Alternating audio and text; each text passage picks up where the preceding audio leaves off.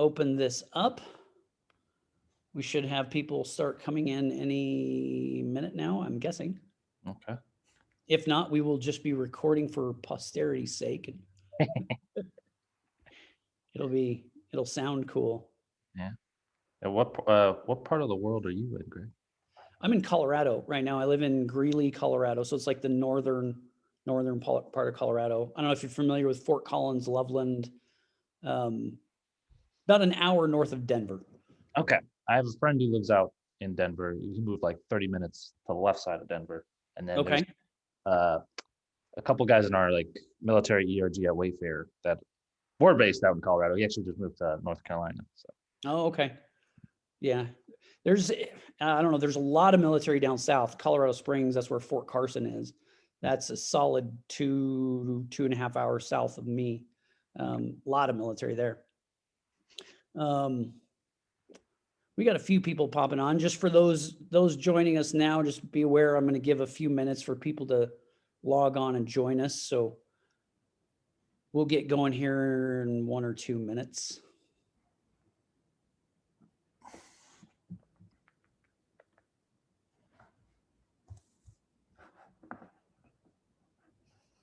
Ben, we get the added bonus of the game walkthrough on your background there. That's awesome. Yeah, I'll just keep that on there. Hey, you can keep it going. It's entertaining, you know. I like to have something in the background when I'm working from home. So yeah. Right. Oh, I'm with you. I'm there. Same thing. I am going to share my screen so that people can see the, basically what I'll do is I'll run a slide, just a couple of slides at the beginning. I'm not going to bore people with a long PowerPoint slideshow or anything, but just to have contact info and so they know who you are and who I am and all that. And then we'll go from there. So let's see here.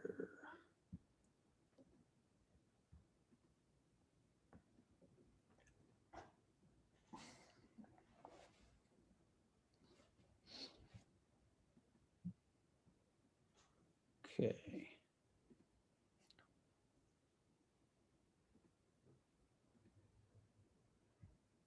All right. Still here and see me okay? Good deal.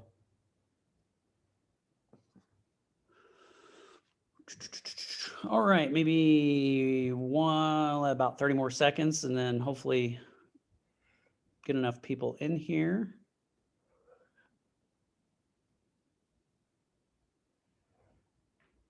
Fewer participants than last week, but everybody's starting to realize that we're recording this too, so they can watch it or listen to it whenever they want.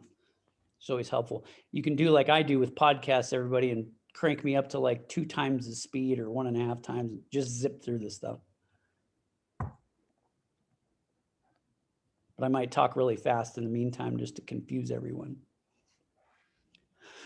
All right, for everybody joining us, welcome to part 2. If you were here last week, part 1 of Career Conversations, a little bit new endeavor that Code Platoon is doing here is to expand beyond just talking about Code Platoon and talk a little bit more about options in the tech industry and how you get into it, different routes that people have taken. But of course, along the way, we're going to tell you about Code Platoon and how we can help you get there. So to start off with today, I am your host, Greg Drobny. I'm the student outreach coordinator for Code Platoon. My email is here. As I encourage everyone to do, and I'll say it again at the end, we'll put this up at the end. Please do reach out to me if you have more questions and you want to talk to somebody personally. That's my job to do exactly that. So I'm here to share with you as much as I can about Code Platoon, and I'm happy to do so. Joining me today is Rich Luby, our career development lead. He just popped on. Thanks for joining us, Rich. Awesome timing. He is also somebody to talk to. He's who you talk to once you're in Code Platoon and you start working on your career goals, where you're headed, what you're going to do. We're going to be talking to him a little bit about different things going on in that world today. And also joining us is Ben Matari. I'm hoping I got that right, Ben. Excellent. He is a Code Platoon graduate and currently working in the wonderful city of Boston. And so I'm sure we can have all kinds of jokes about that coming up. But he's going to address his background and how he got where he is as well. So today, our history in our program, we're going to do a brief overview of that. Like I was saying a minute ago, if you just joined us, I'm not going to bore you with a really long PowerPoint slideshow or anything like that. We just got a couple things up to let you know what we're doing and to give you some contact info. We're going to share Ben's story. So he's going to tell us a little bit about his journey and how he got to where he is now. And we're going to delve into career services. What does that mean with Code Platoon? It's a very common question we get here is, you know, what does Code Platoon do on the back end after you graduate? Then what? Well, that's what we're going to be talking about today. And then, of course, we will talk about just a brief introduction to our application and deadlines and all that's coming up, what you have to do to become part of Code Platoon. And then we open it up for questions and answers from anybody joining us. Do also remember that this will be recorded. So I'm happy to send you a link to it once it's done. If you have to hop off and you have to leave, shoot me an email and I'll get you the link. I'll probably send it to everyone who signed up today anyway. So don't worry if you have to leave, not a problem. Brief history of Code Platoon for those not aware, founded by our executive director, Rod Levy. After a 20+ year career in the world of finance, Rod had a desire to change career paths, put himself through a boot camp, and started Code Platoon with the intent on bringing viable training, viable skills to the veteran community. Recognizing that need that exists, there's a lot of veterans, you know, struggling to find work. What do? You know, a 4-year degree is an option for some, but maybe not the best option for all. And that's where Code Platoon comes in. Started in 2015. We are right now, as in this week, hitting our 5-year anniversary. So shout out to all the faithful at Code Platoon who've been here since the beginning. And what we do, again, we're a coding boot camp, 14 and 28 week offerings. Our full-time is exactly that. Our full-time boot camp is an intense, all day, every day affair for 14 weeks. That's the model it's designed off of, is just like a military boot camp. You're drinking from a fire hose from day one. And I'm sure Ben will share some stories about that with us. For those who just cannot break away from their jobs for 14 weeks, which is totally understandable, we are currently offering a 28-week weekend and evening boot camp as well. We only offer one of these per year, so be aware that we have filled the roster for this year's evening and weekend cohort, but next year we will be doing more of that. After the program's over, for the full-time students willing to come to Chicago, we do have 6-month internships that are available. To my knowledge, and I could be wrong about this now, Rich might know, but I think we're the only coding school that has this opportunity. And a paid internship after a program is a huge deal, and it's a great way to gain experience. Over 80% of the internships are promoted to full-time positions, and there was some great organizations as well. And we can talk more about that as we go. Our curriculum primarily focused on JavaScript and Python, working through databases, best practices. You end up with AWS certification when you're done. You're gonna be overwhelmed with the amount that you would learn at Code Platoon. I think Ben is probably gonna be the best person to talk more about this, so I'm not gonna spend a lot of time on this right now. I think he'll go into a little more detail. But this is just a brief overview of what Code Platoon covers and what you can expect getting into the program. Another thing that sets Code Platoon apart a little bit is the Beyond Tech curriculum. At the end of the day, what's really important to us is that a graduate of Code Platoon ends up with a meaningful career.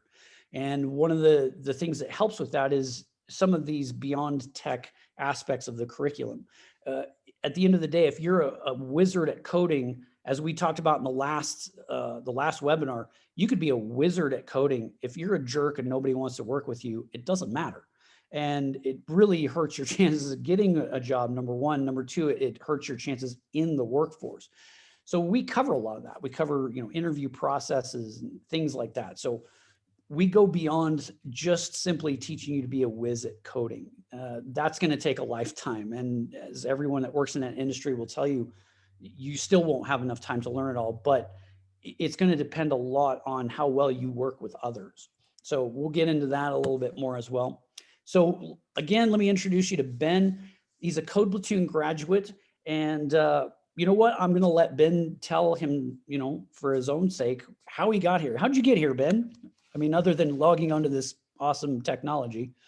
Yeah, sure. I could talk a little bit about my story. So I'm Ben Batari, Code Platoon alumni. I was in Hotel Platoon, which I think was about a year and a half or so ago, I think.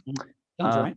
Yeah, I joined the military in 2012, I think like a year after high school. At the time, I was kind of going to school, looking for a way to help pay for school as well as to give back.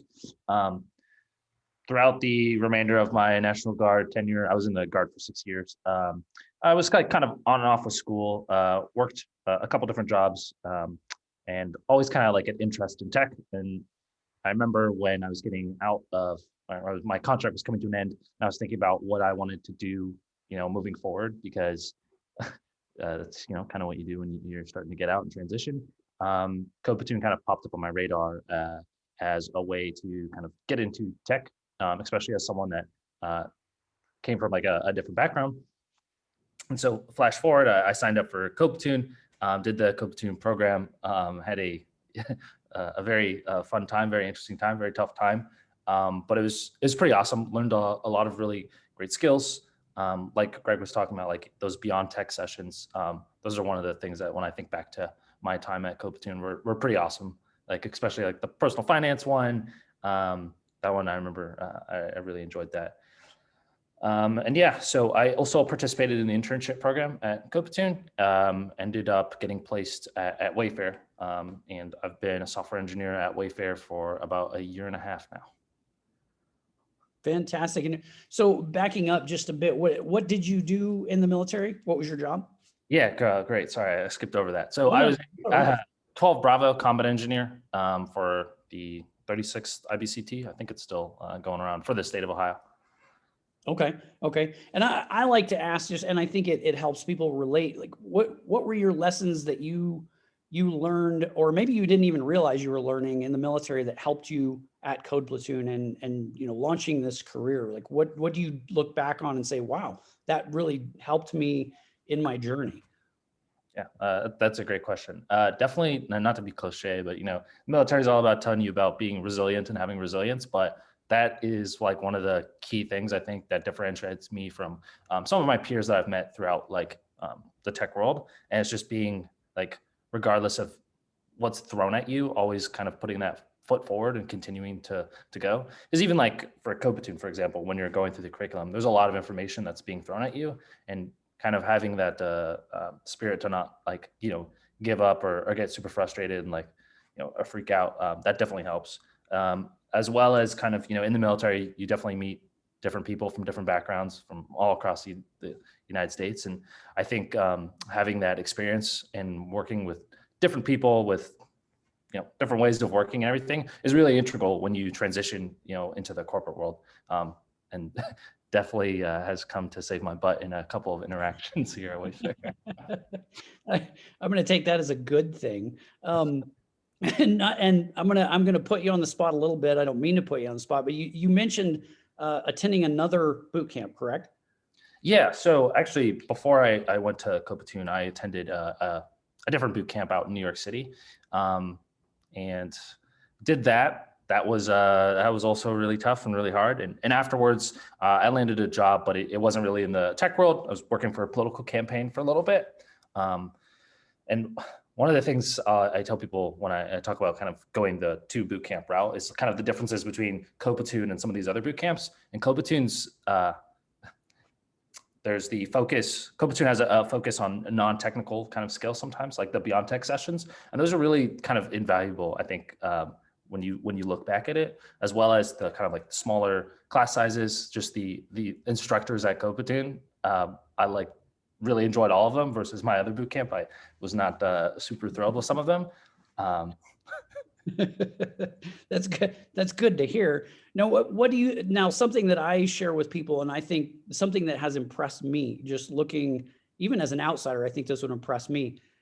It seems that the Code Platoon alumni are themselves very motivated group at, for helping future graduates. So do you see that as well? And do you think that's kind of related to the fact that everybody's a military veteran, or is it unrelated, or do you notice that at all from your perspective? That's a good thing to bring up. I think Code Platoon alumni is a little different than some of the other alumni groups that I'm a part of. Like even for my previous boot camp, most people kind of finish the boot camp, went on their own way, don't really kind of like keep in contact. I think the alumni for Code Platoon is really awesome, and it's not so much that it's kind of just focused on everyone being a veteran. It's just kind of everyone that's in the military community itself, and we're always there as like an external resource to help you as you're job searching or technical questions, or whether it's just like life questions or anything. As I'm sure some people here have interacted with, like Michael, for example, other folks that are part of the alumni. That's cool. And like I said, I think it speaks well simply because there's really nobody here at Code Platoon that's like, forcing any alumni to do any, but they've been very willing to help out. Like you jumping on this webinar and sharing your thoughts. I think it's a testament to the program itself. And I think that's great. That's something I appreciate from my end, introducing people to Code Platoon, is that, hey, people, when they leave here, they're very motivated. They want to help still. I think that's a good sign, but it's good to hear that that's the same perspective for you as well. Let's see. So we're gonna move on just real quick. We'll come back to Ben here in a few minutes, but jumping into career services here again. Rich Luby is with us. This is more his area of the organization. Real quick, Rich, just give us a broad overview of what you do and kind of some thoughts on how things are going now, and I will kind of go from there. Thank you, as always, Greg. I love when you host. I love the engagement. Let me kick it off a quick snapshot of who I am. Rich Luby, about 13 plus years in workforce development, specifically around career services for D&I, so diversity and inclusion. D&I is near and dear to my heart as I'm an individual with a disability, but also specifically for Code Platoon, my entire family, except for me, has served. So it's my way of giving back. And to answer your question, career services, let's be real. One of the primary reasons to come to this boot camp is to either gain more skills within your career or shift a career and land a job, right? So I'm not tooting my own horn, but I'm pretty important. I'm kidding. You're a big deal. So it's key. This is the key aspect. So we obviously want you to be successful with the program. And to be fully successful in this program, it's to find full-time or employment that you want, whether it's full-time, part-time, or internship. And so our collaboration is going to be essential. And that usually kicks off right after graduation. I like to say I have a 6-month window to work with graduates to identify their career path. What that looks like is, I call this a career services roadmap. And I'll dive a little bit deeper into that. But the primary focus while in class is really learning the technologies and the skill sets you need to be successful as a software engineer. We really focus in on career service afterwards. From time to time throughout the program, we do have little snippets of career services where you're focusing in on a little bit about your resume, and you'll have a resume coach or a mentor throughout the program. You'll definitely also focus in on those soft skills, which are completely important in terms of interview prepping and things of that nature. And Ben, I'm sure you could talk on that as well. Have you went through and had some interview prep and things of that nature? Yeah, that part was also really awesome. And I think another thing that like stands out about Code Platoon is that mentorship, that the mentor that you get paired with. It's just a great way to like get someone in the industry that you can like talk to and communicate and just kind of like vent your frustrations as you're going through the program and stuff like that. Yeah, and thank you. It's great to hear the insight from a student themselves. But I could have bored you with a ton of PowerPoints and provided you a little bit more visuals, but I like the conversation. And I think when we open it up to Q&A is when you'll get a better understanding of how I can support you. But there's a career services roadmap. And the way that I describe this is week by week, we'll be hitting on specific topics to get you your candidacy ready for employment. And so usually in week 1 after graduation, it's more of a meet and greet. The goal here is to truly understand who you are as a person. What I mean by that is your interests, your likes, your dislikes, and your specific qualifications beyond just your training, because it helps me formulate a profile of you so that I could properly identify roles that fit your specific need. The next week, we're going to fine tune that resume. And I'm smirking because let's be real. If you ask 10 people for recommendations on your resume, you're going to get 10 different recommendations. Absolutely. And so me being in the position I'm in, working with employers, understanding what they like in terms of a software engineer in tech, I at least can give you the best understanding of the industry needs within the format of the resume. You could take it or leave it, but the whole goal is to get traction and to get you in front of those hiring managers. Typically, the week after that is really fine-tuning the knowledge that I learned from you and identifying roles and going through a job search together, utilizing certain platforms that work best for you to identify the roles that you like. And then we kind of do an analysis of what type of traction we're getting. We track each job that you apply to. And then the key there is following up off those applications. So we don't just apply to jobs and say, well, hey, Rich, I applied to 10 jobs. I didn't hear anything back. Truthfully, if you apply to 10 jobs and don't do anything more, you probably don't deserve to hear anything back. The goal is to be very proactive, almost borderline pain in the ass. I'm not going to lie to you. Where you apply to a job, you and I will identify the proper network and channels to introduce yourselves. And those are some other things in that soft skills aspect that I work with each student. The best way to describe it is I'm kind of like your on-call career coach for 6 months. Now, needless to say, I do have sleeping hours and I have a life, but I'm here to assist you as you need. After those first 4 weeks after graduation, we then iterate on the process. I have a standard roadmap that I keep going back to, but it's all dependent on your level of need. Maybe your resume is phenomenal, right? So why waste more time on your resume? Let's start pumping out those job applications.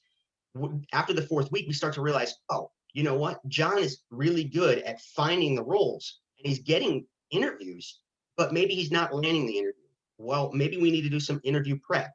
And actually, that's what I love to do. I think my secret life, I wanted to be an actor. So I really come alive with those interview prep sessions. I put my best hiring manager act on, and we do those interview prep things to get you more comfortable in that process. That's a quick snapshot. The keys for success here, I'm looking at the screen now, is I've seen a direct correlation for the students that graduate, the people that have an open line of communication with me. I've said this actually just recently in student intros that because a class just graduated the 22nd, and I started working with them this week. I've seen a direct correlation between the people that have been open and communicating with me on a regular basis and placement. Out of my first 12 placements, 9 of those individuals were talking to me once or twice a week for 10, it could be 10 minutes, it could be an email, but we were checking in and I was understanding where their successes were and where their barriers were. And I was able to address that immediately. The success rate starts to fall off when people aren't communicating with me.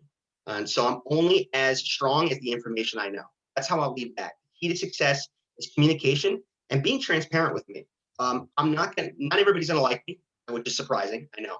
But if I'm not doing something right, I want that open line of communication so that I can correct that, I can address that, and we can grow from that. So I'll leave it open and we can move on now.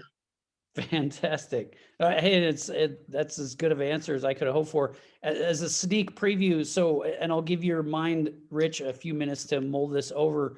When we come back and open it up for questions, I guarantee one of the questions is going to be, how has COVID and the realities of quarantine affected this whole process? So we'll come back to that, but that's a question I think that's on everyone's mind right now.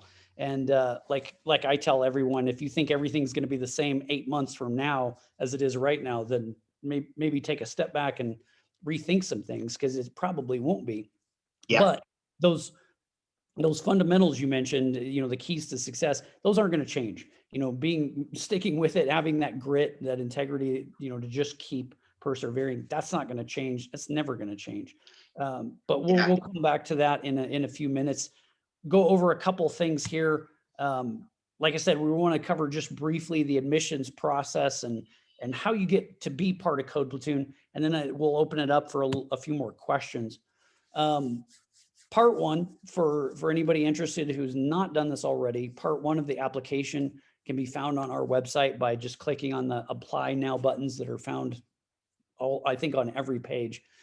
Part one is going to be real simple, very straightforward. Tell us about yourself, general info, where you came from, what you did in the military, all that fun stuff. Part two is where we get a little more in depth, and you're going to have some coding challenges. Now, a lot of people ask us all the time, well, why would I have coding challenges to get to a school to learn about coding? Well, there's a couple steps involved before you get to that point. And one of them is a challenge to kind of make sure that everybody at Code Platoon really wants to be there. The analogy that I use, and I think helps people understand this a lot, everybody who's been in school and who's done a group project remembers doing about 90% of the work while somebody else did about 10% of the work, and you had to share credit.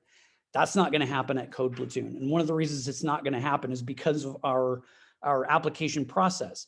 You have to demonstrate that you really want to be there. Now, in order to do that, we've provided all the resources necessary to make that happen. So we've come out with our intro to coding and our bootcamp prep classes that you can do to prepare yourself for those application challenges. And really what it takes is just time and determination. It's not a matter of, sitting down and just being, oh, I've got this or I don't. It's a matter of working through it and sticking with it, just like all the good things that come out of life. It takes effort, it takes time, but you can do this. Everybody can do this. So we provide the resources for that. And that's one of the reasons I'm here as well. That's what I'm here for is between part one and part two, I'm here to help be a resource for you to walk you through that process and give you what you need. With that, our upcoming dates, real quick. Our next upcoming date is May 24. Deadline to apply for that is right around the corner, February 21st. Next class after that, Pop-Up Platoon, October 4th through January 21st. As you can see, like I said, upcoming very, very soon, application deadline, February 21st. Hit me up at the email that you saw at the very beginning, or just apply to the first part, get you in the system, and we'll work with you if you want to make that deadline. It can be done. It seems like very close to right now, but it can be done. So again, some questions. We're going to open this up for a little more questions and answers, and I'll come back to the slides again to put our email info up to contact me if you need to. But Rich, before I even address any of the questions in the comments, back to that question, COVID, how has it changed the job search? What's it look like in your world now, we're almost a year into this? Yeah.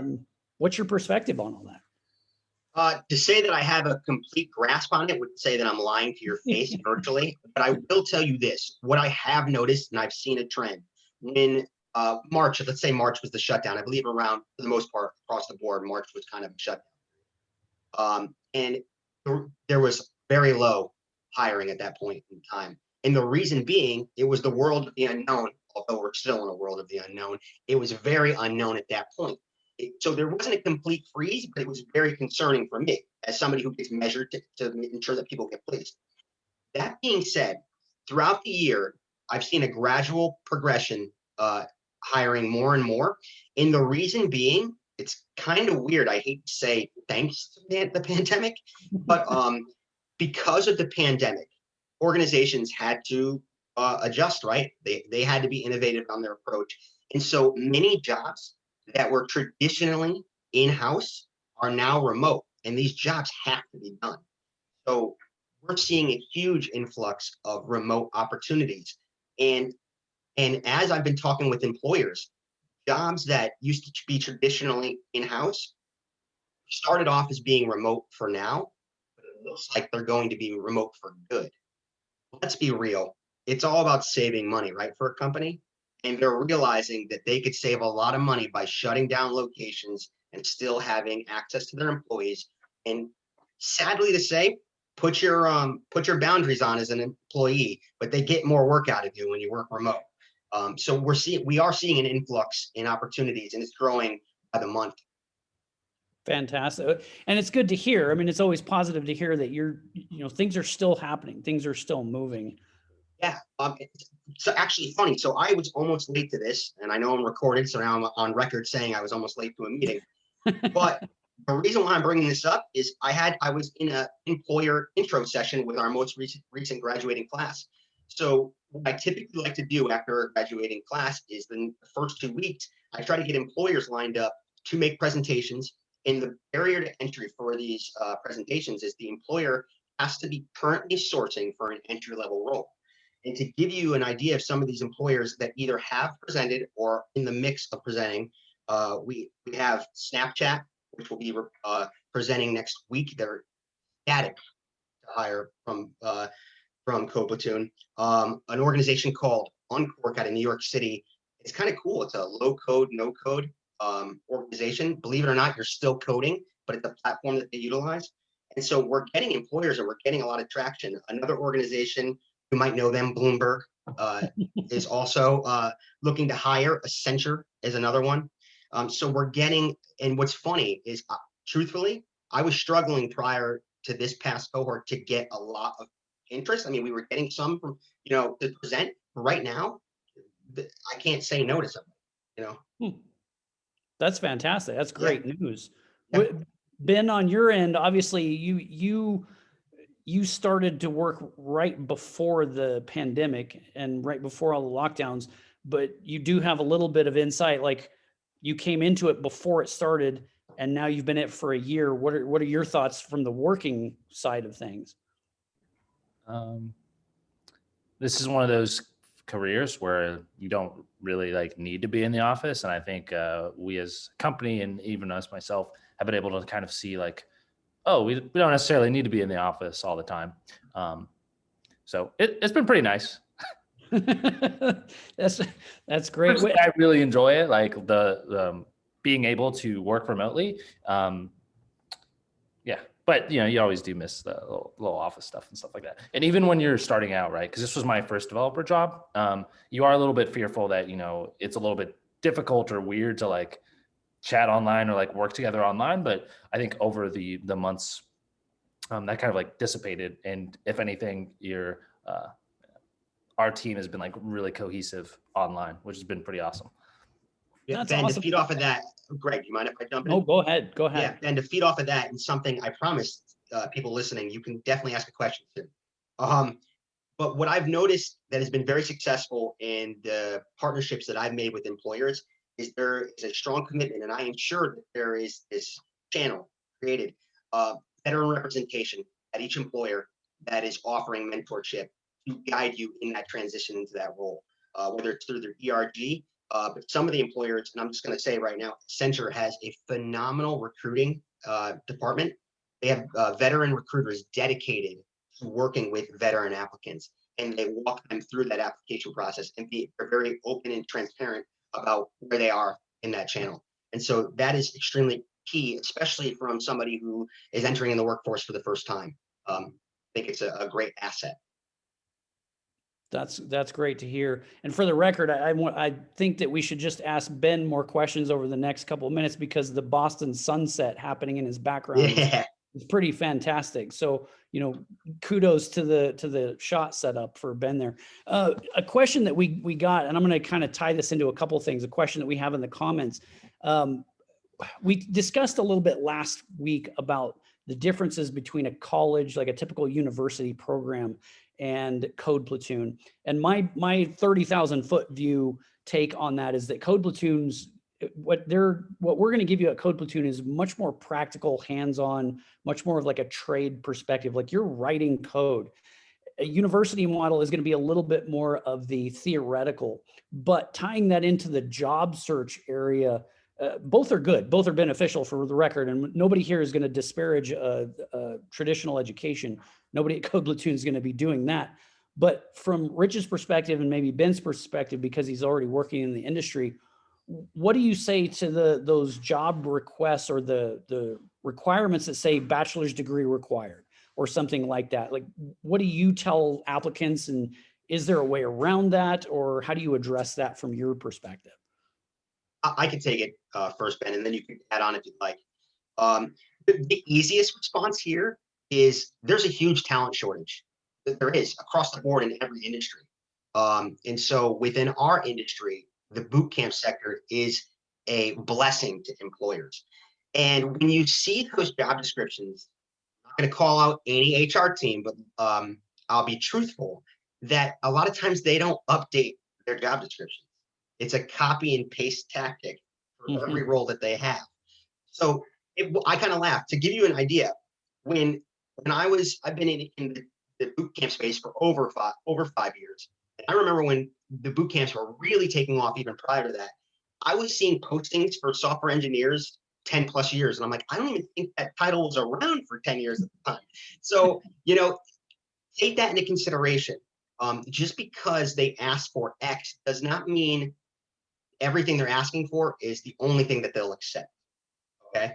I typically say coming out of this program, based on hands-on experience. Now, granted, you will not, some of you might have zero in the job training within software engineering. You're about 0 to 3 years in the field. So I say stick to those 0 to 3 years asking requirements in a job.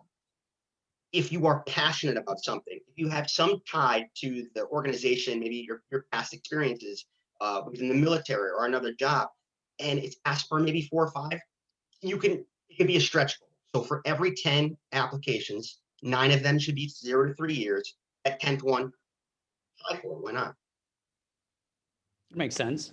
Yeah. And I think a lot of people's concern, and I can see this in certain industries, I don't know how common it is in this world, but you have, at some of the bigger organizations, you have literally bots that are rejecting applicants, they're based on certain things that they do or don't find on their resume. And I'm just wondering, like, if something says bachelor's degree required, is that just going to be an automatic reject with certain places, or is that something you can work around? I mean, from just a practical perspective of getting your resume in front of somebody. That's a great question. And so there are going to be some companies that there's no budget. I mean, that's just the case.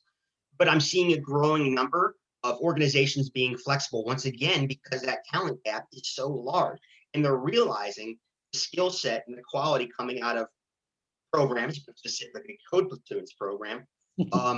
It's second to none. And the reason being is because, Greg, you mentioned it. The 4-year degrees, I won't knock 4-year degrees. I mean, and also depending on the specific college, it's a branding. There's certain colleges that people will identify, right?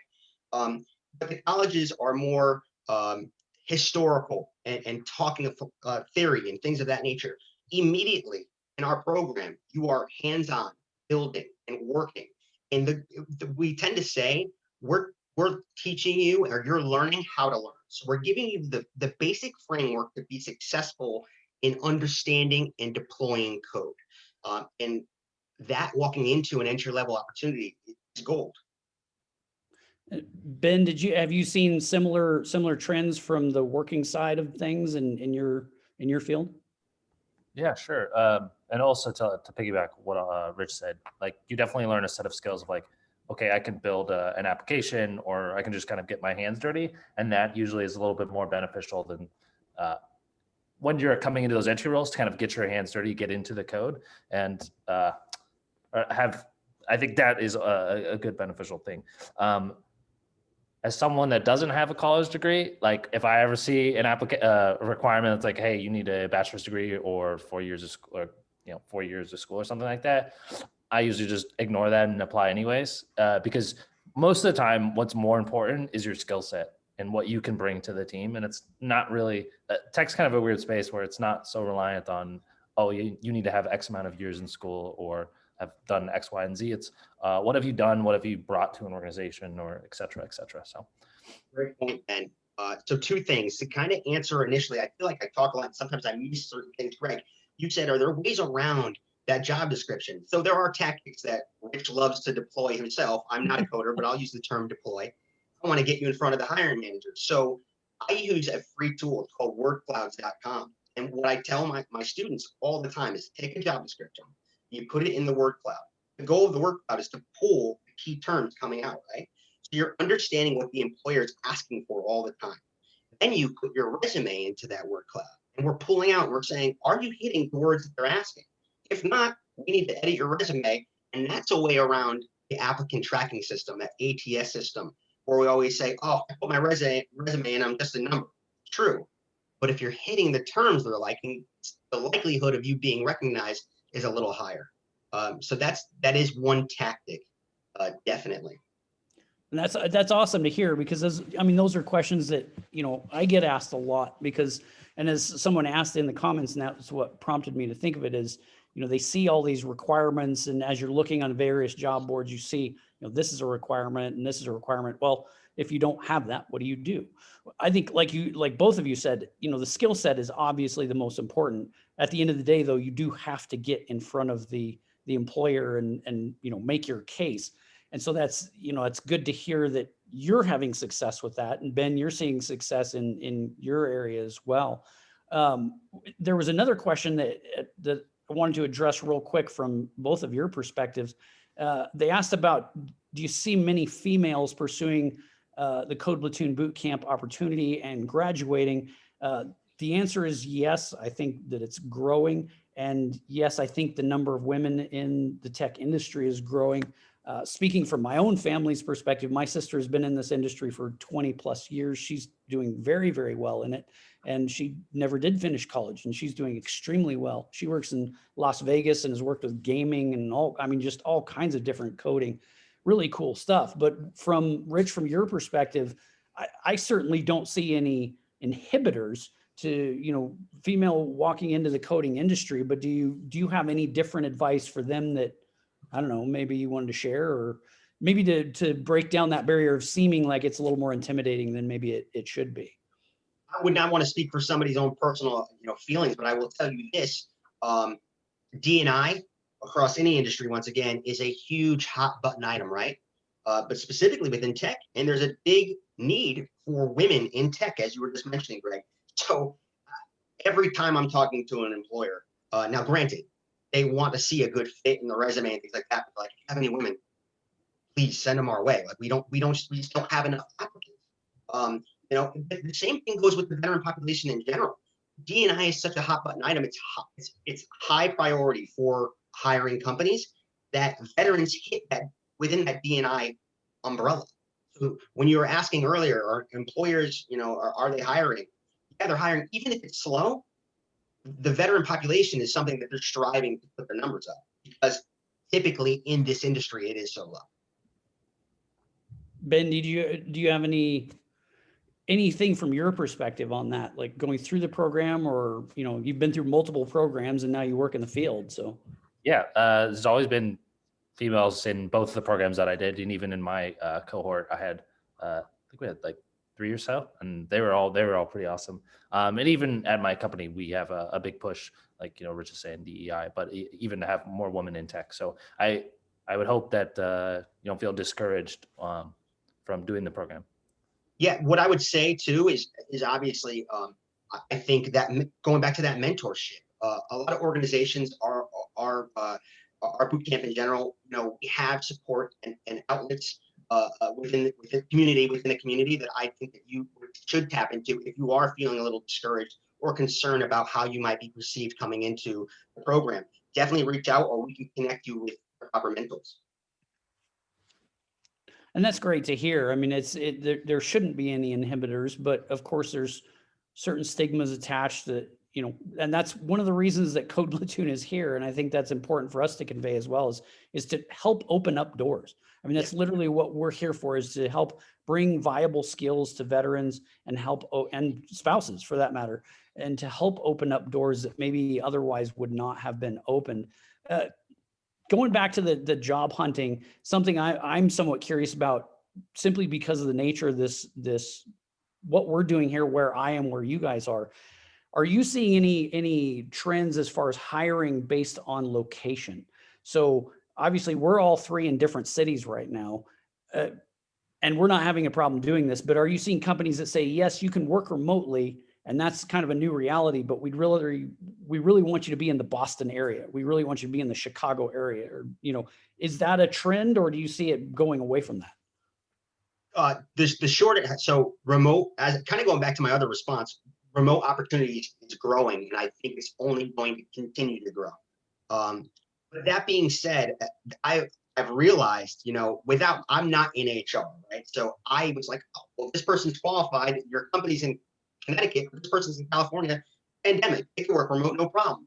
There are legal and state by state restrictions on employee. I'm going a blank on the word, but every company has to pay taxes in certain states for the employees they have at each state, and it gets very costly. So from time to time, depending on the size of the organization, you might have limitations on where you can live. But remote opportunities are growing, but it would just depend on that company and where their representation or their brick and mortar locations are. Sure. So it's it's just kind of a case by case basis. Yeah. And I'm curious because, like I said, we're all in different cities. And Ben, do you work with the people you work with? Are they mostly all local? Are they all in Boston? Yeah, so we're mostly kind of all the Boston area, but I do have a friend who was working at a company out in Denver, actually, and they decided to go fully remote. So they have some people that they're based in Denver, right? But they have people in like Tennessee and California and Texas, and they're doing like better than they were having the office. So I'm going to go ahead and suggest that real estate in Tennessee is probably a lot cheaper than Denver. So I'd make that move too. A question that came up, and Ben, I'm gonna hit you up on this one, and I'll kind of brief it. But the question is, since tech is ever evolving, as do coding languages, does Code Platoon engage the most recent trends regarding those languages, and are they looking to expand into other languages as well? I'll ask Ben here in a second because he'll offer a lot more technical expertise on that than I can. But what I will say is that number one, my understanding right now is that Python and JavaScript are the two most in-demand coding languages out there.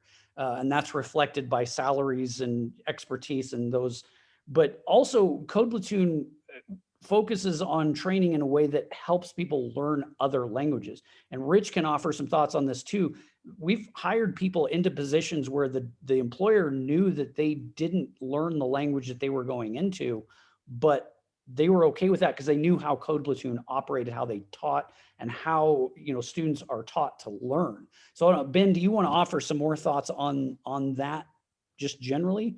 yeah, sure. So speaking a little bit about Code Platoon, so earlier renditions of Code Platoon actually taught Ruby instead of Python for the back language, but they actually moved to Python because it was a more in-demand, like you had said, language. And I think learning Python and JavaScript are great base languages that will help you as you move into different roles. So for a little context, you learn Python and JavaScript at Code Platoon, as well as React, which is a front-end library that helps you build like nice front-end things. But when I got to Wayfair, I had to learn completely new languages, PHP, Java, and then some other mumbo jumbo. But like you had kind of been harping on, is that when you go through Code Platoon, you learn how to learn. And that is what helps you succeed when you get to these companies, right? You have kind of like a base set of, okay, this is how I can attempt to kind of like learn this language, and I'm just going to take those skills and apply them to these new languages. And I think that's a testament to, Code Platoon's versatility, but also the coding bootcamp model. That's kind of why coding bootcamps came up in the first place, is because something like a university, it's if a new language comes out and it's in demand, a university program is it's going to take a bit to adapt to that and change. And everybody I've talked to who've been through university programs says, a lot of the stuff they're teaching is very outdated just because of the way a university works. A school like Code Platoon, we can make those changes much quicker and much more efficiently. So I don't know, Rich, did you have any thoughts on that and how that works into you as a hiring manager, or a career services professional? Like, how does that work into what you do? Yeah, you guys both hit on it. I think, Code Platoon bootcamp space is a differentiator, right? And so if we didn't adapt with industry trends and needs, then we wouldn't exist, right? And Ben mentioned how we have been shifting, and rightfully so. Where I play a piece in this is I'm constantly talking to employers. So I mean, over time, if I'm hearing of languages that are a necessity, I bring that back to the leadership team for them to make the decision or reflect on. But a little bit deeper, or not, excuse me, not deeper, but another aspect of this is you mentioned, or we all mentioned, learn how to learn, right? There specifically two employers come to mind. Bloomberg, I mentioned them before, but the way that they're responding to the talent gap is they are taking our grads and saying, all right, they have that foundation that we need. And they do, I believe it's 3 months, but it could be up to 6 months. I believe it's 3 months of an onboarding process where it's just training you on their languages and what they expect. The benefit there is they're taking somebody very green and molding them the way they want the individual. And so within that 3 months, they're telling you the technologies, teaching the technologies, and also throughout that time, they're realizing your expertise and your limitations and putting you with the right teams to be successful. Uncork, who was the call I just jumped off of, is creating their own little boot camp, the paid opportunity to train you on their no to low code platform. And after the 3-week boot camp, you get a full-time offer. And so we're seeing a trend there. That's good to hear. I mean, and I think we'll start seeing a lot more of these trends as well. I mean, based on what you're saying. Yeah, I mean, it makes sense because certain organizations are so large and they do have that talent gap. Why not understand? Because think of the Code Platoon as the baseline understanding. That's okay. These individuals have the baseline understanding. We'll take them. We'll take them and we'll train them the way we want. And it kind of it alleviates that pressure to find the right candidate with X, Y, Z. We'll take the person who knows how to do it and we'll just train them to do it.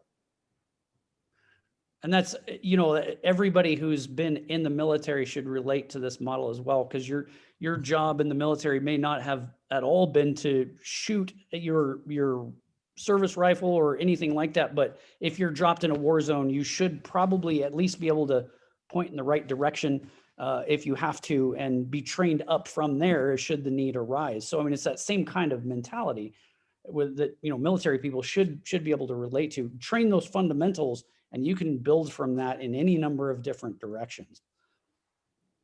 And Ben, on that note, like something that I'm curious about, and maybe everybody else is curious about, do you see, like, obviously the world of tech is ever evolving. It's constantly changing by nature of what it is.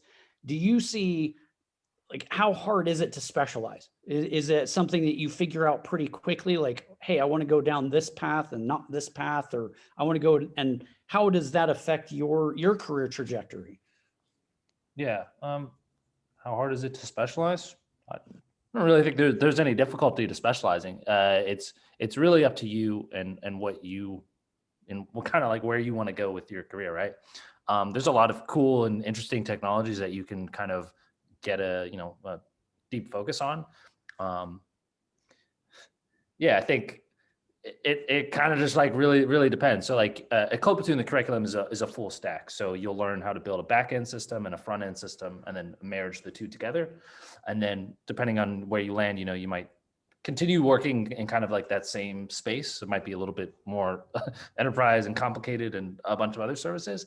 But I think over time, as you're in the industry, you start to realize, like, oh, this thing within tech is what I like to do. So for example, at my company, we do a lot of like microservices, which are more applications for business needs. And there's not so much a front end, like a user facing portion. And I've really enjoyed getting into that. So for example, I don't really spend a lot of time with JavaScript or React. I spend most of my time in Python or Java. That's awesome. And Rich, do you see more trends in certain directions than others in terms of, employers wanting specialists or generalists, like people who have that foundation and can grow from there? Or, hey, we really need specialists? And what do you see as far as trends in that way? So for our grads, I think that foundation and that entry level, that greenness is a win.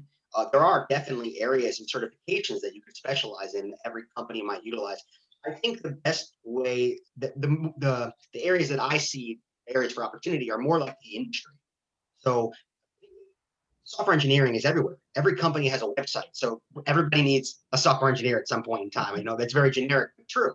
And so it's like, what industry do you want to go in? And within that industry, there might be other opportunities. Is it healthcare? Is it gaming? Is it government contracting? Is it finance? That's where I see kind of the areas of opportunity. Which is great. And I think that's one of the coolest aspects of tech, is that you can go into so many different industries. It's not just of, you know, specializing front end, back end, what, you know, like you said, gaming, you want to do, you know, healthcare, there's all these different opportunities because we're becoming so heavily reliant on different aspects of it. Yeah. And so you want to talk about specializing.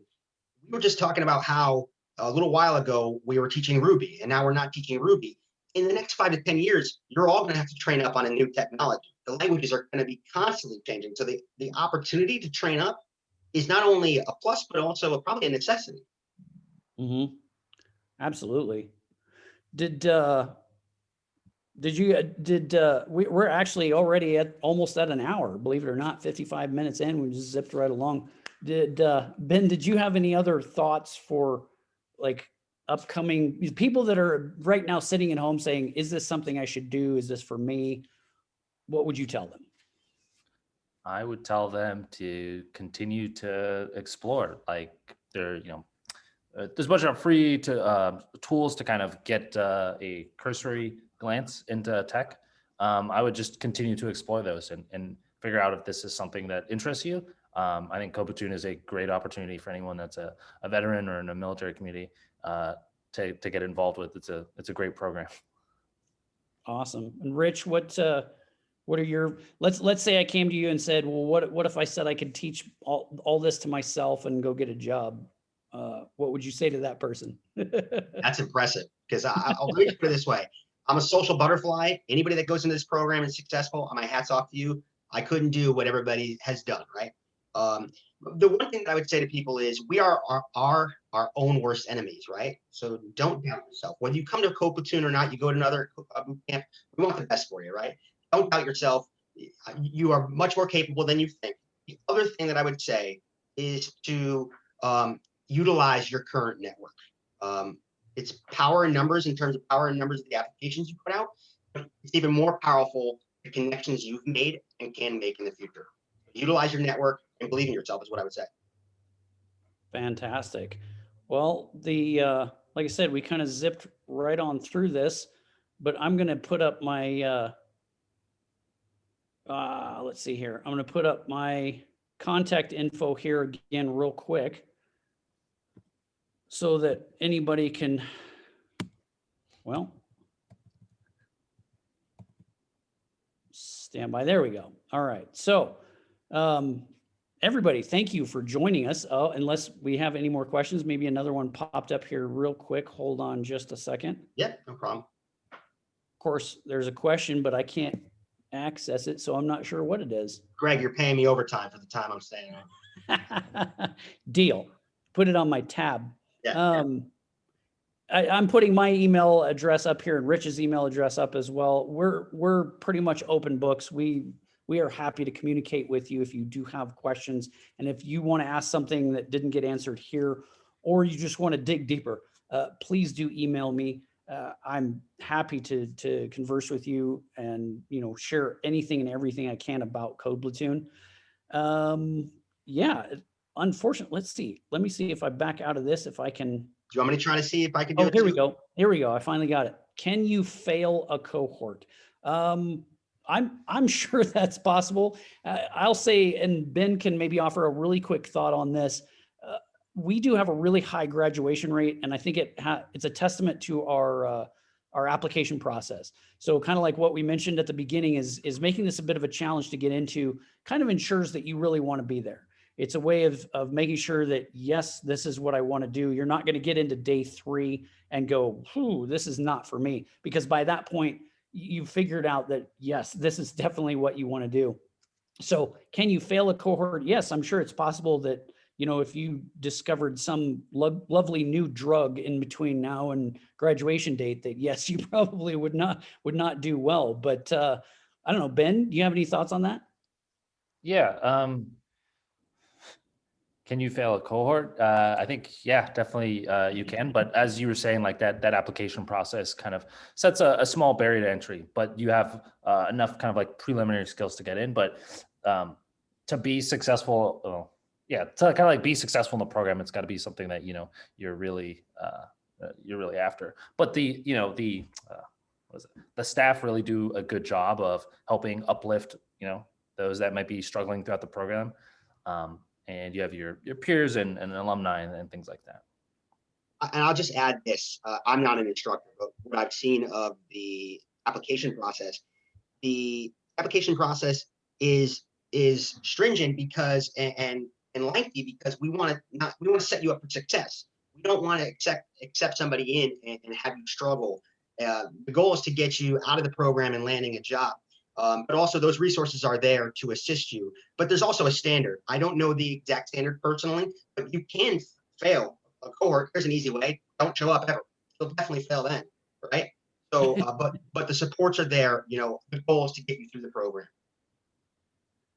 Absolutely. And yeah, I think that's pretty well said. It's possible to fail just about anything, but again, I think a lot of people get intimidated by the application process we have, but again, that's a way of, once you get there, it means you want to be there.